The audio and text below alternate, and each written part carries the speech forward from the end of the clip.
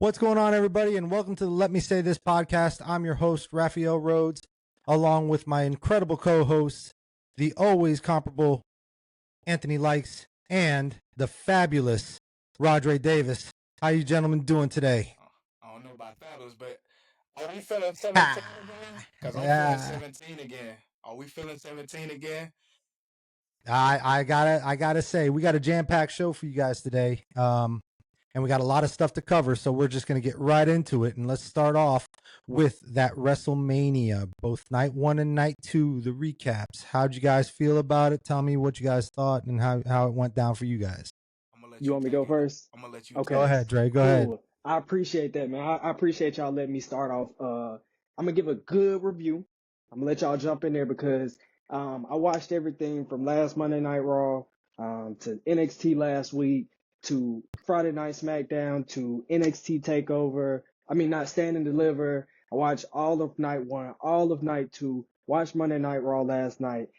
I got a lot to say, and I'm going to make it really, really short. I'm not going to talk too much on NXT. I'm actually going to show NXT for a later show or something like that, even though I thought they had an incredible showing last week between NXT and Stand and Deliver. This episode today is about WrestleMania Night 1 and Night 2. Now, while I will say we talked a little bit last week about Monday Night Raw prior to Friday Night SmackDown, both of those go-home shows were, I would say, subpar at best, probably B-, somewhere B-level shows. You kind of know how go-home shows are. I feel like Friday Night SmackDown last week was a little bit better as a go-home show. Of course, once everybody's there together under the same roof, it's amazing for everybody. You get to see some of everybody. What I didn't like about this particular weekend was what they did with Hall of Fame. Hall of Fame was shifted around a little bit. It was like an hour and a half gap between Friday Night SmackDown and the Hall of Fame just even kicking off. So you're talking about the start time for the show, right? Just for size, Triple H's speech ended at 3 a.m. Central Standard Time. Right. So it was a terrible viewing for all of your really loyal fans on the East Coast. I always say that, East Coast, sometimes Central Standard Time fans, we are the most catered to, but also the most overlooked. And that's in different sports, but I'll come back there. WrestleMania Night 1 kicked off amazingly, I felt like. Jey Uso, new heavyweight champion. I felt like that was an incredible start. He did something, for himself that I felt like, hey, it's going to propel him to a different level. I think a lot of people are waiting to see what happens next. There was no opponent really introduced for him last night on Monday Night Raw. Really just more of a celebration. So we'll see what happens as we continue to talk from week to week. After the very first match, which was the championship match, the second match was New Day and the Viking Raiders, the War Raiders now. Tag team match, it was a pretty solid match. Really slow paced. Got that out the way. But I'm going to skip ahead a little bit. I felt like Fatu had a pretty good showing with LA Knight. I felt like their match was it was a little short. It was like a little 10, 15-minute match when you include entrances. But by that point, they were a little hot.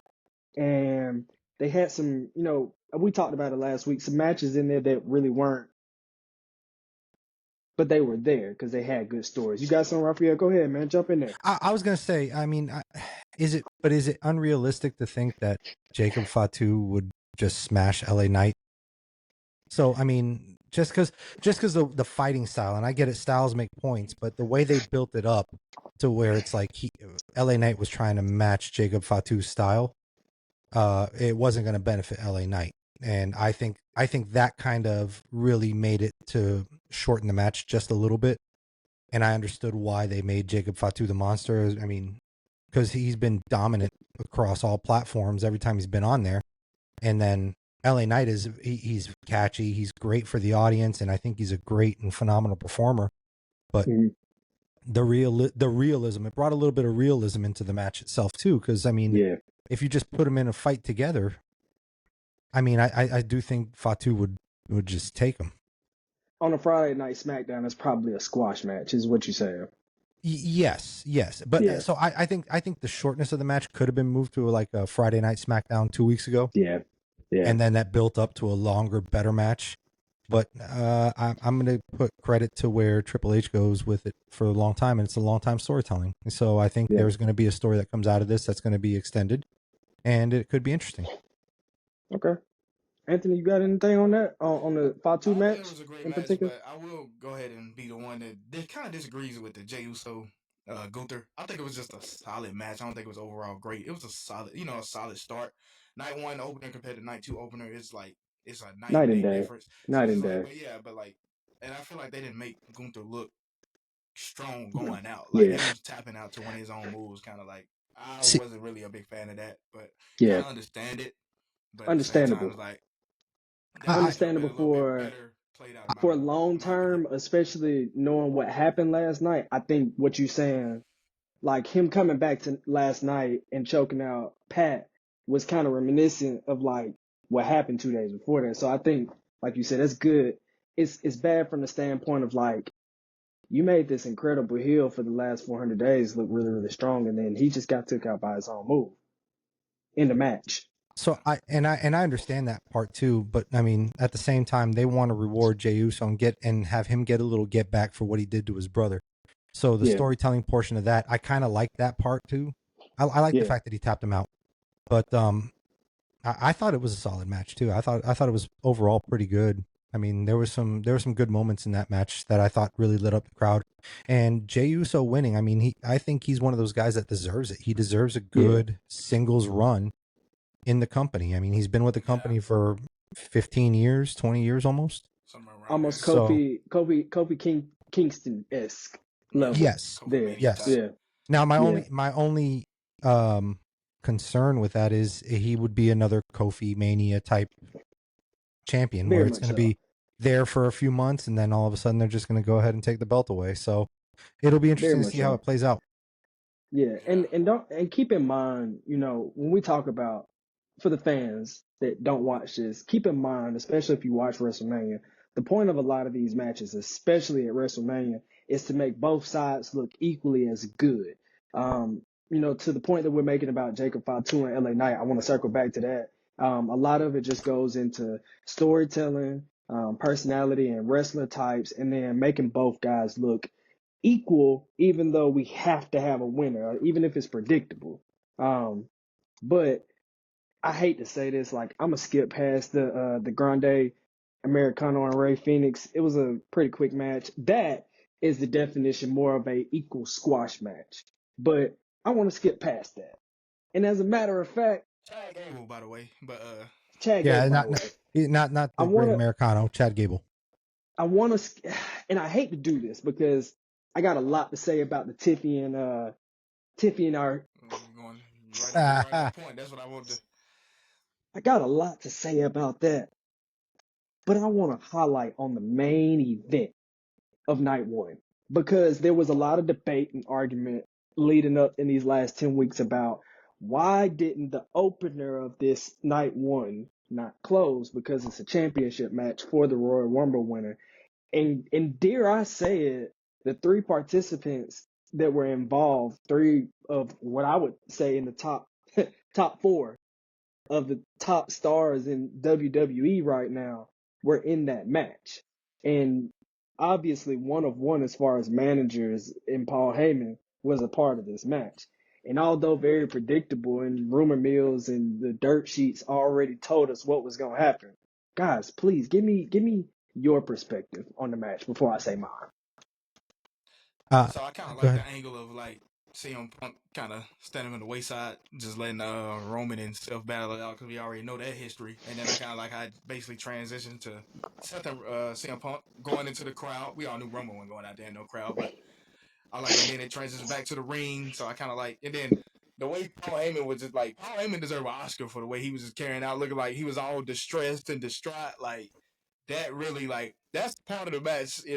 Like that's another part of the match we need to highlight. Like that kind of carried some of the match too. If it felt like it was kind of veering, going down a little bit, but the way Paul Heyman was just in the corner, and then him basically doing what he did that time when Brock and Roman fought, like he threw the belt in the ring, like you know what to do with it, but he didn't kind of, But this time he just slid the chair to Punk for him to, ultimately make the move. But that overall just a 5 star, all 4 stars all around. Too much. You can't really too much bad you can say about that match. Maybe could have been longer, but that's about it. But you can't really complain about that match. And the ending, of course, you know how it is with the ending. I thought the Seth, main event itself was fantastic, but the stories that were told in that match were even better. And when you talk about the long-term storytelling, I mean, we already know the history of the Shield and how they broke up, and Seth Rollins and Roman Reigns. But then you look at how Paul Heyman ties into all this stuff. Really think about it. Yes, Paul Heyman's been the wise man for Roman Reigns for the past 5 years. He's been CM Punk's best friend for how long? And when you really think about it, you know, why did Paul Heyman go ahead and screw both of them over? CM Punk left the company on a dime, left Paul Heyman to dry. Roman Reigns left Paul Heyman to dry when he lost the title, and then he got beat up by the New Bloodline. He has a grind to axe, or an axe to grind. Yeah, and he has a reason to be upset, and he has a reason to turn on both of them because they both left him. They both let him down at some point in time in their careers. Why wouldn't he do the same thing? So I thought that when you put all that into it, it just makes so much sense why he would sit there in a line with somebody who is there all the time, is generally pretty loyal unless you screw him over with Seth Rollins. Yeah. So I really did enjoy the storytelling aspect of it. Yeah. And so now I'm gonna deep dive a little bit into some wrestling purist terms and use a lot of really good terminology that, I hope connects with the wrestling fans. I thought pacing of that match was incredible. I thought the storytelling of that match was incredible. Mm-hmm. I think the elements that were used and how they used the environment and how they used hatred and how they used certain moves to make people look really good. I thought all of that was amazing. But I thought that it was a little signature and finisher happy for three guys that are equally as undestructible. I have consistently now watched WrestleMania in full for 4 years now. Since 38, I've watched it every year in full, especially since they split night one, night two. I watched Roman Reigns being 4 different main events. I've watched these other guys like Seth Rollins and CM Punk be in some matches in the last couple of years that you see some differences in pacing. You see some differences in storytelling. I think these three guys as a unit together, as a cohesive three with Paul Heyman, they're about to blow our minds. I think I saw something on Twitter, X, that said that they think that the Bloodline story is over. And I think it is too. I think honestly we have branched so far away from that now it becomes a story about Paul Heyman, Roman Reigns, Seth Rollins, CM Punk, and Braun Breaker. And And that's a spoiler for anybody that didn't watch last night. But go ahead, Raphael.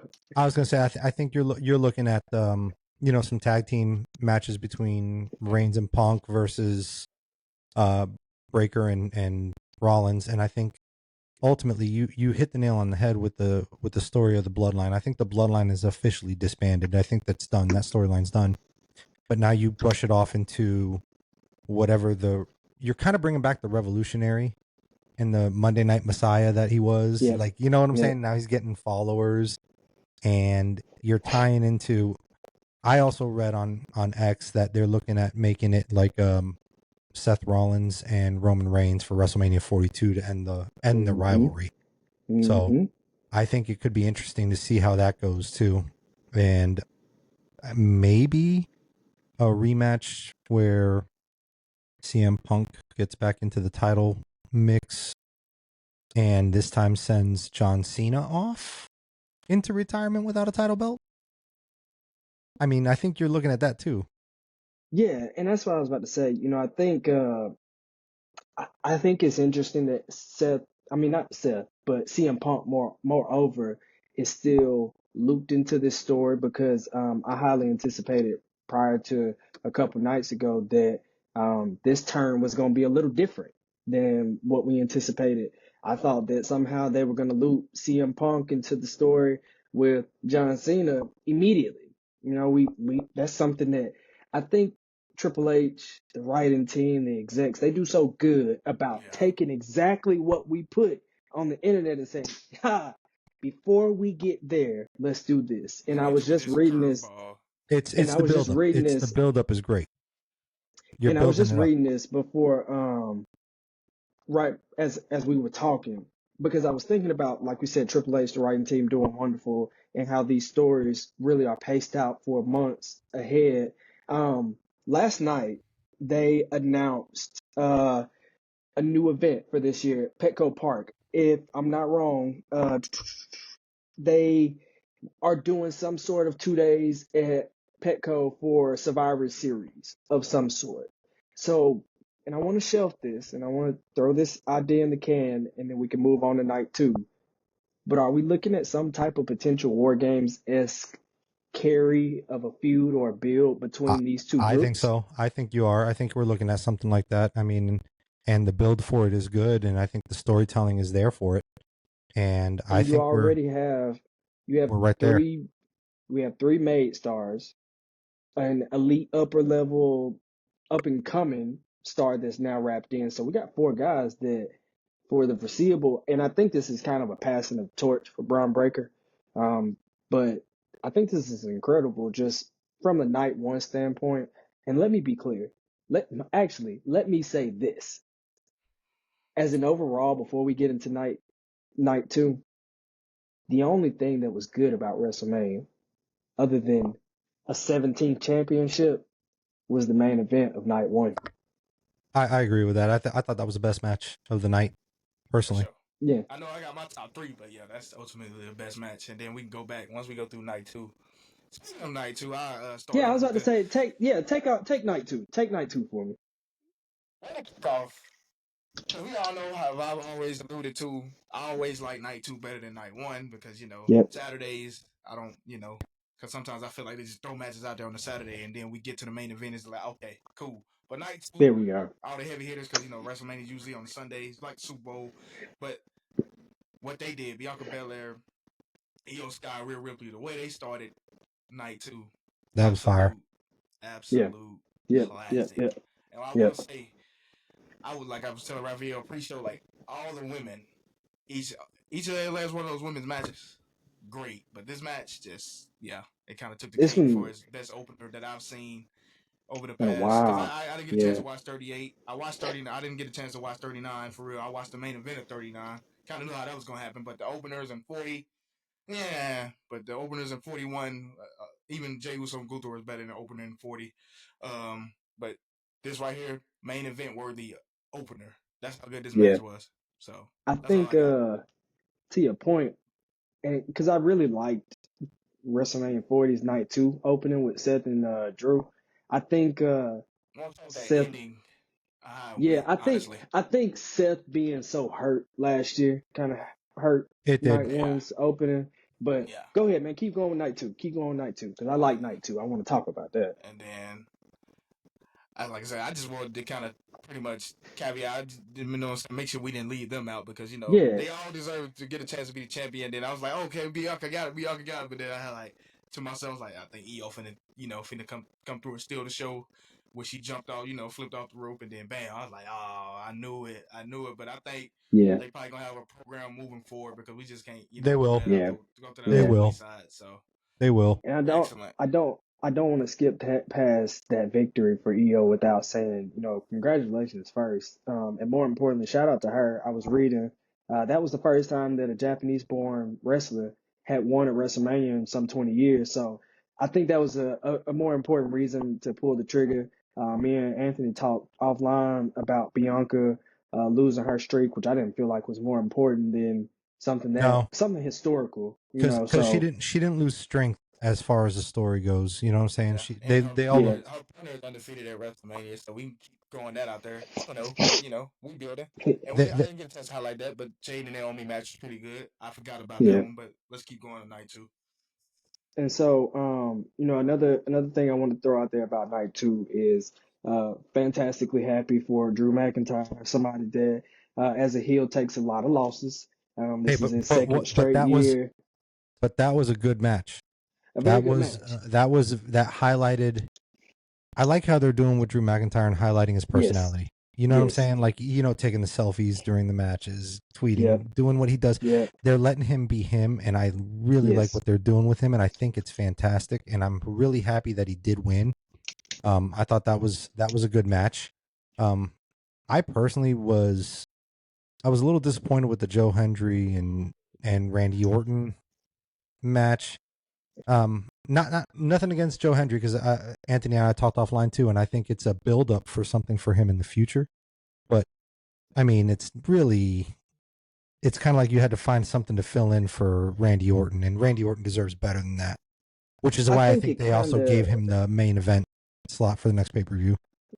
And I think that kind of was more of like a pinch of, hey, TNA, we appreciate you. Yeah. I think it was more so one of those things for TNA to get that type of recognition at WrestleMania. Like, AEW. Yeah. Like that's worlds collide galore. Like I foresee, like Anthony just said, taking a shot at AEW, but also saying to AEW, like, come get on the bandwagon. Yes, Like, sir. let's work together, because we talk about stories, we talk about builds. Like, imagine coming out and seeing 3 top stars from 3 different companies facing off against And each then other. Vader Winner done takes it done all. the right way, and not because Vince's ego is getting in the way, but because he don't want WCW stars to outshine WWE or WWF stars at the time. You know what I'm saying? It could be done the right way this time. And I also I want to move forward to another match that I did like. It was the Fatal 4-Way for the Intercontinental Championship. Mm-hmm. And I thought, A, great storytelling, and B, I'm really happy Dirty Dom got a victory. And it kind of shows the Judgment Day is going to be over and done with at this point for me. Yeah, I mean, how long I do think you think it is before he's out of the Judgment Day? probably really soon, because Before Finn is not happy. I think that's going to be the next build. But I thought Dirty Dom did a really good job. I thought that was pretty cool. Yeah. I mean, I thought that was a good match. I mean, overall, I would say solid A grade on both nights for me, because the main event somewhat disappointing, not in the outcome, but somewhat disappointing in the match itself. You get nothing. So I feel like it kind of played into that. And now you bring up a good point on that too. I was about to say, let's kind of hit on that, because, man, like, that is, when we talk about storytelling, we talk about cinema, we talk about things that, like, you're going to go back later on and you're going to watch this and you're going to see it from a different perspective and a different lens. And it's one of those things that the main event of night 2, just overall, aura-wise, from entrance 1 to John Cena walking out with the belt behind his back, even for him to tell us weeks ago that you get nothing. And as soon, and I kid you not, watching it from home, the way that I popped, and this is not going to make sense to a lot of wrestling fans, and this is going to be a really, really unpopular opinion. The way that I popped, seeing that black screen with just a name, was like, this is it. This is exactly what you do to push a story even more. Yes. And so Cena now is working so well with the creative at WWE, because he knows every time that I throw that Titantron up, every time that I walk out, I've seen it in overseas, and I think more so that it was the overseas caveat that kind of pushed us along. They are cheering me. And although a month and a half ago I got them to kind of boo me, they are cheering me. I have to give them less and less to cheer about. And this is the point he was making. This is exactly the point he was talking about.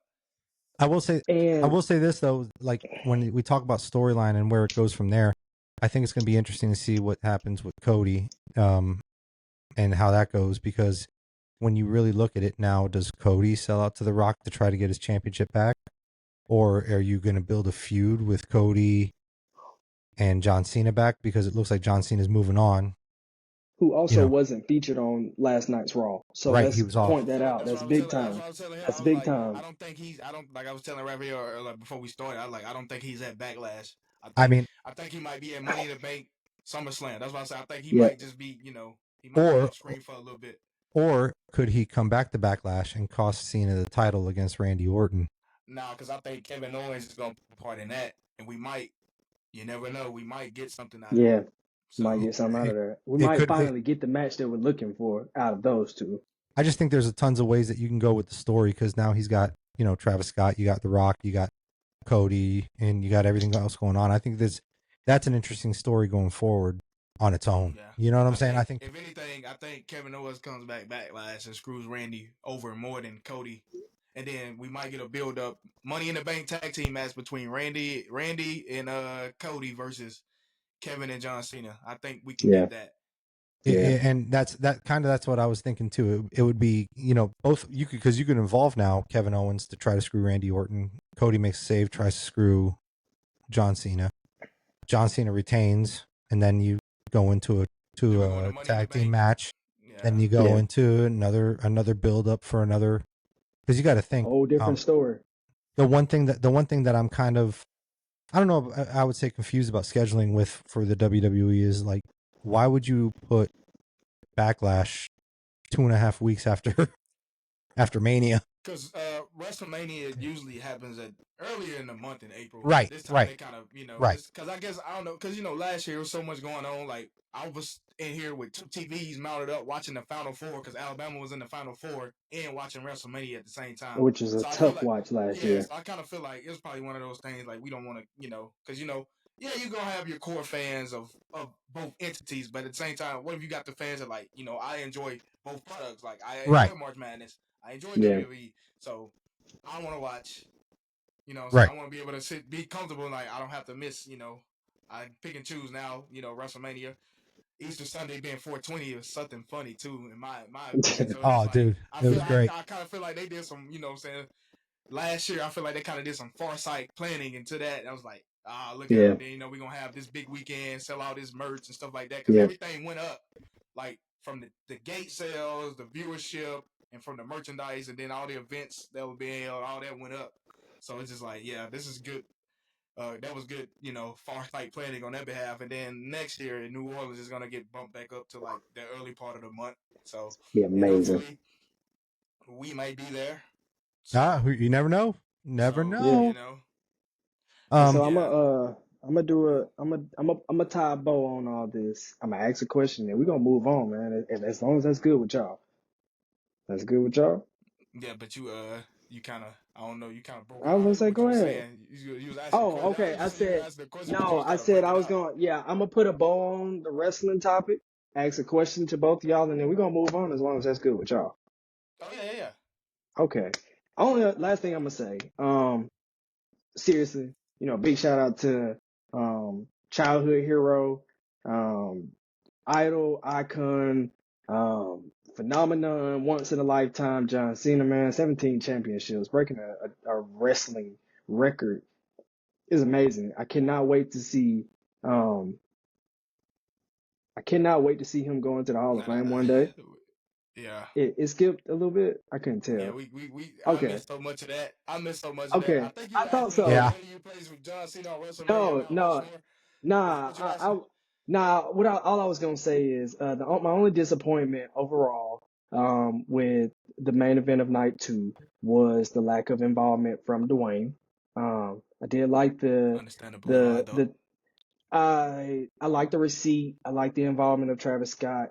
The only other thing I'm gonna say, and then I'm ready to ask my question, is I didn't like the end of the main event because every John Cena match has to end with an AA. But I guess that's what we're getting since we're getting heel Cena. We don't get that anymore. So, Yeah. I'm gonna go. I think Raphael already said his, but I'm gonna ask it again. So guys, question: favorite match from night one and night two. Um, overall rating, A to F, for night one, night two, and then overall rating for the show overall. So favorite match night one, obviously the main event between And then Mhm. between Punk, Rollins, and Reigns, underrated match in my opinion. A potential show stealer could have been LA Knight and Jacob Fatu. Favorite match for night 2, opener. Like I said, main event worthy opener. Night 1, I'm gonna go 8 out of 10. Night 2, I'm gonna go 9 out of 10. 17 out of 20, basically. So that's a 90. A minus basically for me. I'm gonna have to say that night one for me, my favorite match was the main event. My most underwhelming one. I like them all, so it's kind of hard to go with the underwhelming. But like the favorite, I would say I feel is like and Drew McIntyre could have been a little bit better, but I think Priest got hurt in the match, so I think that's kind of why they had to go. yeah. I think night two for me, I would have to say, actually no, night one underwhelming was the Tiffany and versus Charlotte for me, not as good. And then night two, favorite was probably the main event or no, the first match, the opener, and underwhelming for me simply because I like the storytelling, but the match itself, the match quality itself, really didn't fit to what I was hoping for in length and technicality. Would have been the main event. Overall for me, night one would get an A. Would get an A. Night two would get an A minus, and overall, I'd give it an A. Okay. I'm gonna piggyback. Clearly for the most obvious reason, because we levels above, baby. But for the obvious reason, night one's main event was my favorite. For night one. Night two, I'm actually gonna surprise y'all. My favorite match of night two was the Fatal 4-Way. Simply because I I feel get you. like there's a I get there's you. a two-way tie for me in my heart as far as best moment. I don't really have a low moment. I do, but I don't want to go into that.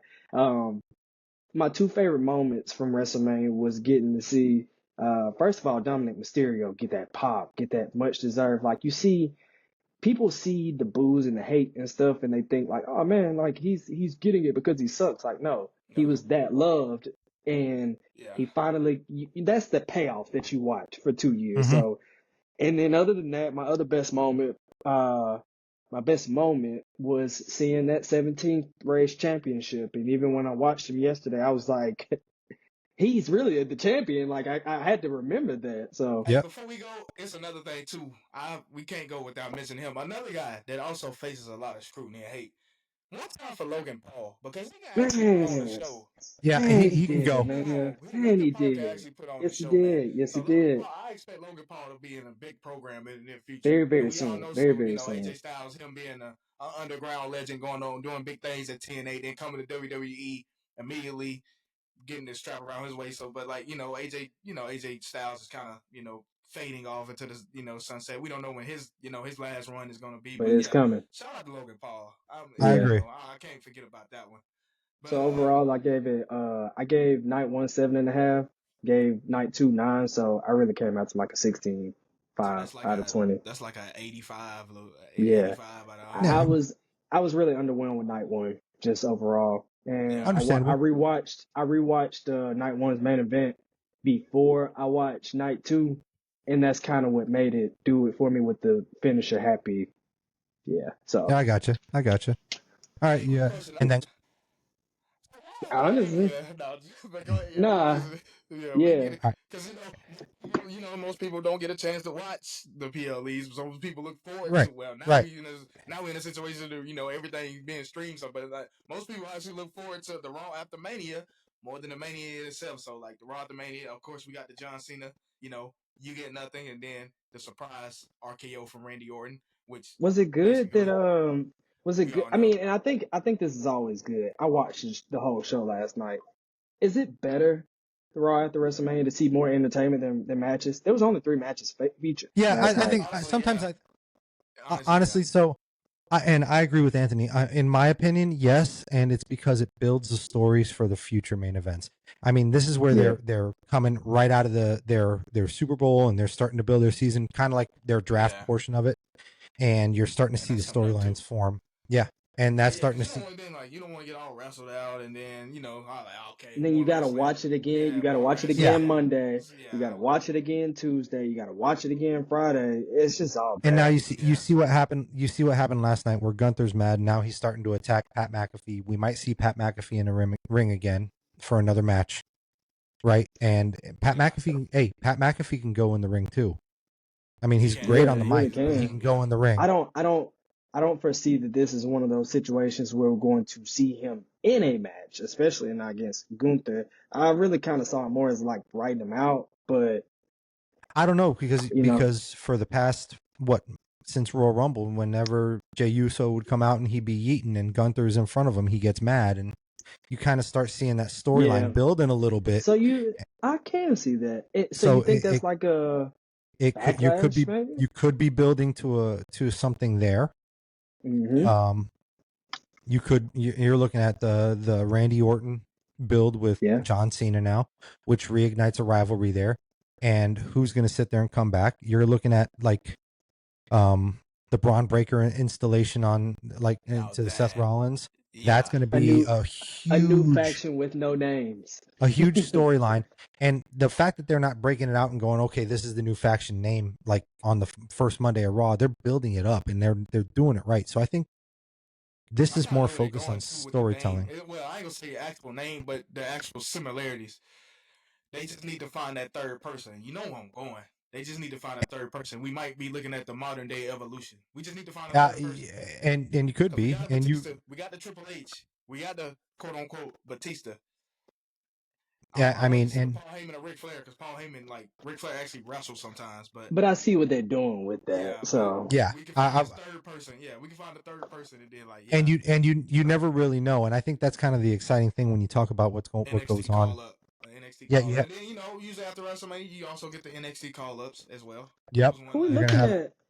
Who we looking at as a potential to complete this stable? Because I feel like Anthony's on to something, man. He letting. I'm a purist, man. You're not giving me the goods.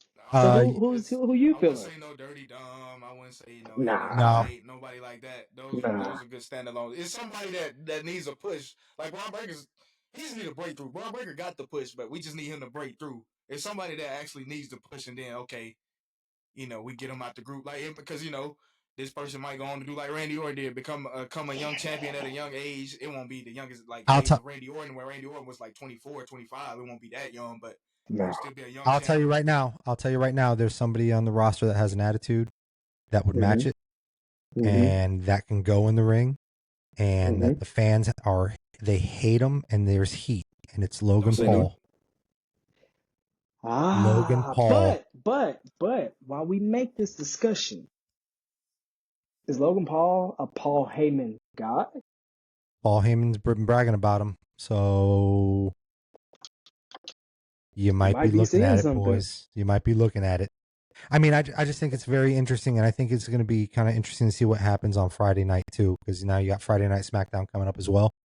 Yeah, So when you're looking at because the Friday Night SmackDown after Raw is just as important, or after Mania is just as Yeah. important after the Raw just as as the Raw. important. Just as So Well, we're gonna see important. if we're gonna get to see like if we don't see Cody Rhodes Friday, then we can be looking like he about to be he gonna yeah, be He's with about us to take a for break. Yeah.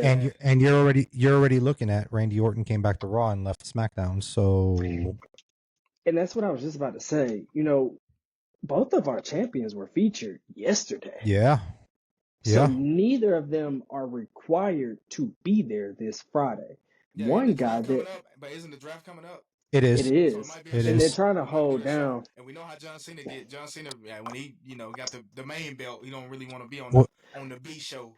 Now I I think we're still gonna I think anticipate. we're gonna be I looking at still, something different. Yeah, yeah, I still anticipate at some rate, even if it's to say like, "Hey, I'll be back." I do anticipate Cody being there Friday. I don't really I don't know. see, I don't know. We'll have to see. We'll you have to see know. what happens. But on that I'm note, also completely. I'm okay with him taking a break as yeah, well if I that's am what he too, wants to because do. he's been a workhorse for the past 2 years, working injured and stuff yeah, like that. Yeah, So I think we've kind of covered everything, boys. I think yeah, we've covered it all. yeah. yeah. I will That say, was. pretty good save, because I was about to say I don't really, because in that on a high note, I don't really want to keep going into, Yeah, like I leave it said, on the high. a lot of yeah, like I said, I might for That is, for the purposes of authenticity, might as well just leave everything in there, including like cutting it, like, oh yeah, we said we gonna cut this out, but we might as well just leave it in there. You know what I'm saying? I will say But this. I will say this. I will say this. Let me say this. Let me say this. This is the beauty part about wrestling, is that the storylines can go on forever and the conversation can go on forever with the storylines. So we can table this for another episode, another time, and follow through with it, because I think that's exciting stuff. But for our next episode, we're looking Yes, at sir. covering some of the NBA playoffs, and we're going to also cover the draft, some of the draft coming up. So big stuff, and we're looking forward to seeing you all next week. Oh, and by the way, I didn't start off the show with this. I do want to end off the show for the families of those that were injured or killed at FSU last week. Our condolences from the Let Me Say This crew. It's such tragedy. Shouldn't have happened. Hopefully everybody recovers. Hopefully the university recovers and they can get back to whatever they were doing at a great rate. And we can see some greatness back on the fields and in their athletics division and in the school itself. So I just want to send a shout out to FSU for that. God bless everybody that sat there and went through that. So, and on that note, for myself, for my co-host Anthony and Dre, we thank you guys, and we will be signing off, and we'll see you the next episode, next go around. Stone Cold, John Cena, Undertaker, The Rock. I'll OTC. let y'all figure that out. OTC. OTC.